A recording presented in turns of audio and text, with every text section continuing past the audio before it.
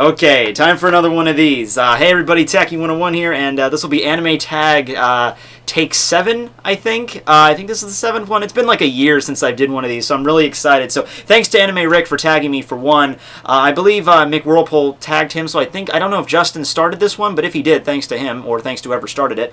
Mostly just because I have had... I've been so focused on, college shit for the past couple weeks, I really had no good ideas for, a new video aside from the chapter reviews, and that so very rarely happens with me. But anyway, thank you for giving me something to do. This will be Anime Hero Tag, and let's get right into it. We got 7 questions, and the cool thing about this tag is, at the end, it gives you the option to add your own question. So now there will be 8 leading with me to the people I will tag after this. So let's get going. Well, since this is Anime Hero Tag, question number 1 will, of course, be, who do you believe is to be the greatest anime hero of all time? The greatest anime hero of all time. That is a tall order to answer for. And Rick played the safe answer. He went with Goku, which I'm not blaming Rick. That's a solid answer. That's a solid answer. DBZ, big, huge influence in the anime culture as of now. Big influence on some anime and manga that are still running, such as One Piece, Kishimoto, Oda, Okubo. They all take reference from Dragon Ball Z at some point or another. But anyway, the character I'm picking for this, and I'll give you my reason afterwards, the character I'm picking is Yusuke Urameshi from Yu Yu Hakusho. And the reason I'm picking him is because the traditional definition of a hero, the archetype that is the definition of the archetype used in stories is pretty much just the paragon of goodness. It's the character that exhibits outwardly goodness to restore evil, or bring justice to an area or a kingdom or some shit. I don't like that definition because it basically makes it look out like all the heroes have to be Superman. They have to be just, lawful good, one end of the spectrum. They have really no human faults. Their one goal is to save humanity or save their friends. And I even bag on Ichigo a little bit for exhibiting this. But the reason I picked Yusuke was because he exhibits faults. And he doesn't just exhibit a little bit of faults, maybe just a little bit. No, he exhibits very large faults with his character that would not make him seem like a typical hero. But what's important when it comes to a hero, in my mind, what the definition should be, is their innate goodness. The goodness that they exhibit, stepped up to the plate when it's the final hour, shit's going down, and it comes down to a life or death situation. They're the ones that are first to jump up above all else. They'll be I'll put my life on the line for this because of these reasons. I mean, at the beginning of the story of Yu Yu Hakusho, it had Yusuke saving a kid's life, even though he pretty much knew he was going to get killed in the process. Or it was just a split-second reaction thing. He might not even know he was going to get killed. It was just I gotta save this kid. And he's done that throughout the series a little bit, where he's defended the downtrodden a little bit. But at the end of the day, he's got some serious anger issues, Yusuke. If someone just even looks at him wrong, he will straight up choke a bitch. And that's a problem, but it's a problem that a lot of normal humans will exhibit. Even people we consider heroes that currently exist in the real world right now, they might have a couple attitude problems. And Yusuke kind of has to work on that, and toward the end of the series, he's kind of come to go past that. He's matured a little bit, but he's still pretty much the same character throughout the series with a few minor adjustments there. He's still pretty hot-headed and he jumps into things, but that would exhibit my definition of hero more, so I'm going to go with Yusuke for that one. And plus, going along with the fact of all time, Yu Yu Hakusho is a pretty predominant anime, manga I should say, started in the early 90s, so one of the oldest ones I've ever watched personally.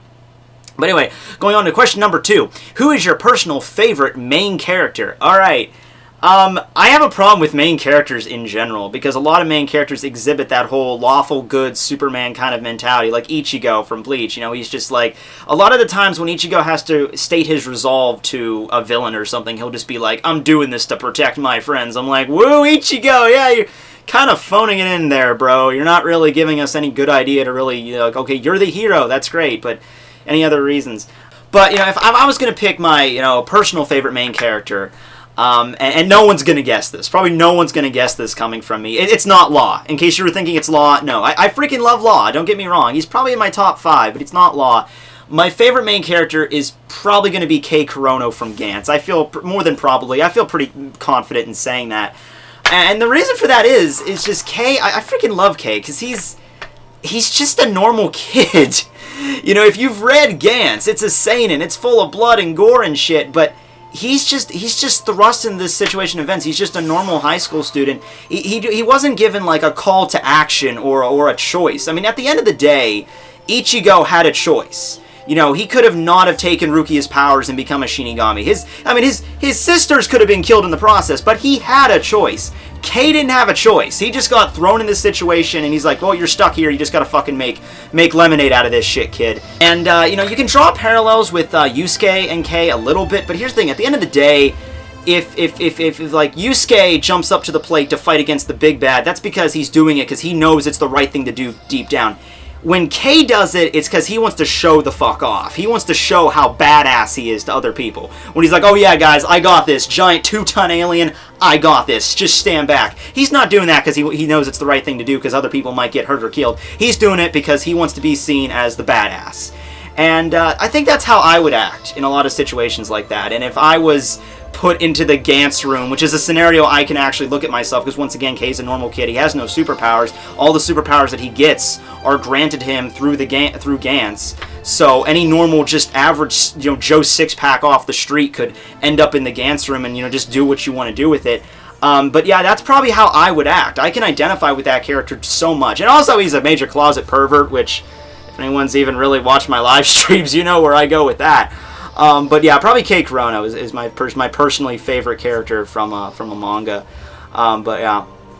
Number 3. Who is your least favorite main character or the most overrated? Who's my least favorite main character? Okay. You know, I'm going to get some heat for this one. I know I'm going to get some heat for this one, but I got to call this guy out. I got to.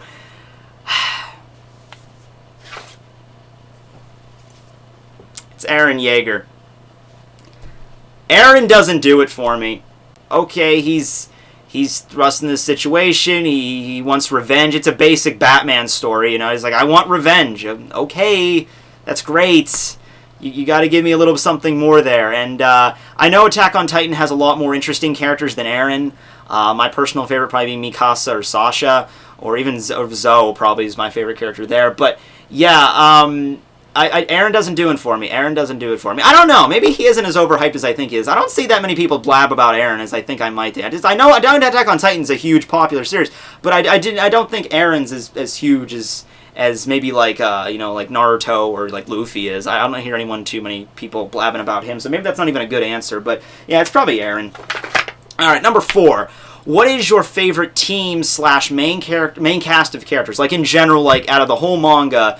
Like the favorite manga that has a cast of characters that I just love or identify with the most. I was gonna go with One Piece. On this because I figured, well, that's an easy one because One Piece has the cast of 9 main characters that I love and identify with in each in their own respective way. But after I looked through my collection a little bit and I started thinking, I would probably go with Fullmetal Alchemist over One Piece, just because Fullmetal Alchemist, on top of just having a wider main cast. With, you know, going just beyond the Elric brothers and their allies, you have the military. You also have the main cast of villains, the homunculi, which I can identify with some of them as well. Greed and Pride, particular. Not Pride, sorry. Envy. Sorry, Envy. But yeah, those ones, that just in terms of the main cast to identify, like Arikawa Sensei did a great job with that, just on the large cast of characters and how I can really say that I genuinely have interest in every single one of them. That's very rare, especially since mostly I review Bleach. Very rare to have that big of a cast of characters. And you can just go down the list of any character in Fullmetal Alchemist, even ones that don't really show up that often, like the name of that character that she was framed. She was framed in killing Hughes. Even Hughes. Who died like very shortly after the manga began. I really like that character. Even like 100 chapter later, and he's already still dead. You know, I still kind of like this character from the way that he was presented. All right, moving along to number 5. Who is your favorite female protagonist? See, a lot of people are probably gonna think I'm gonna go with Urza on this one from Fairy Tail. Urza's my like anime girl crush. Probably not one of my favorite female protagonists, but I'm going to go with Integra Helsing on this one. I'm going to go with Integra for 2 reasons. Reason number 1, I made a list a while ago. I think it was Anime Tag number 4, where I list my favorite female protagonists, and I went with like I didn't include Integra on that list, I remember, and I felt really bad about that because I didn't really watch Hellsing in its entirety at that point. So I got to include Integra on here, and also that she's a character that she takes no shit from anybody. Okay, she is very much in charge. All right, going beyond just the fact of Alucard, she doesn't need Alucard around. All right, yeah, Alucard is her servant, and that's her prime fighting. That's her prime weapon in combat. That's her most, useful armament is Alucard, and a companion as well. But also, she's not afraid to pull out her sword and get in a bloody battle herself. She doesn't need Alucard around to work as her bodyguard. She doesn't need anyone around to be her bodyguard. So yeah, I'm gonna go with Integra. Okay, number 6. Who is your favorite anime sidekick? Okay. When you say sidekick, I believe you mean like Protagonist, like somebody who's like the back seat next to the protagonist. And this is going to be a tricky one because this character, he seems like a sidekick or Protagonist at the very beginning of his series. But later on, the person who's apparently the main character dies and the sidekick is then thrust into like the driver's seat. Quite literally, because I'm talking about Shimon from Gurren Lagann. Because at the beginning of Gurren Lagann, Shimon, he can maybe be considered the main character to a lot of people, but Kamina really does steal the spotlight. Kamina steals the spotlight so much in those early episodes, early chapters of Gurren Lagann, and after he dies, Shimon is just, he has to take what Kamina taught him and move on into, to become the main character and come onto his own. And Shimon didn't really have much of a personality, really, at the beginning of the series, up until Kamina's death. But yeah, I gotta go with Shimon on that one. Okay, number 7. Who is your favorite anime anti-hero? That one is, okay, this is a tough one, because I was immediately gonna go with Haruko from Fooly Cooly. Because she is an anti-hero. You really can't look at her anything else than that. Some people have argued she's just a straight-up villain, because at the end of the series, it looks like she just used Naota for just nothing more than just unlocking and releasing Atomisk. There was really no, you can look at it that way. I choose not to. I choose to look at it the way that she did develop a relationship with Naota in some way that she does care for him, so she's more of an anti-hero than anything else. She's certainly not a traditional hero. I'm not going that far on the spectrum, but I can definitely see her as an anti-hero. So I was going to go with her, but a really, really, really, really, really, really, really close runner-up, Light Yagami from Death Note, super close. And that's just because there's points in Death Note where you have to genuinely wonder who the hero is or who the protagonist is. You can look at it both ways. The simple way to look on the surface is L is the good guy, Light is the bad guy. But it's just Death Note does this great job of blurring the line here of just, okay, yeah, from a storytelling perspective, just from pure storytelling perspective, Light is the bad guy. But if you look at it from your perspective in what you would do, if you genuinely got your hands on a motherfucking Death Note, what would you do? And I know a lot of people might give the PC answer, oh, I wouldn't use it or I would give it away. Bullshit. Bullshit. No, you wouldn't. There's at least one person you can think of that you would write in that notebook. Everybody would have at least one. And that's where the line gets blurred, and that's where you start thinking, oh man, maybe Light took it to this insane degree, but I might not be way too far off. I might, you got it. Death Note makes you think about that mind fucking shit, and I love that. I love that about DN. And so that is the list. So this will be number 8, and this will be the question that I am adding to the anime tag for the people that I tag. I will leave a list of this below, of course. And the question I'm going to do is, because we've been talking about a lot of characters that have tragic pasts in this list, particularly with Kei Kurono and Eren Yeager, I'm going to go with which character did you most sympathize with in terms of having a tragic backstory. So we're going to go with that one. If I was going to pick in terms of a tragic backstory, this is probably where I would play the One Piece card, and I would include either Brook or Robin. Arguably, well, not even arguably, Brook's backstory is way more depressing in terms of a broader scope, just of all the shit he had to go through. But I'm going to go with Nico Robin for having a very tragic backstory, just more than Brook, just because...